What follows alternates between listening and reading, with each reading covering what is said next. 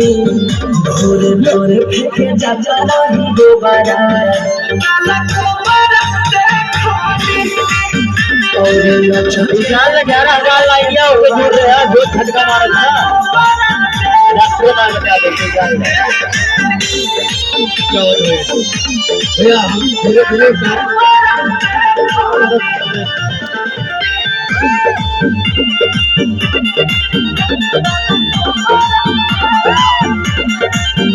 जब नजर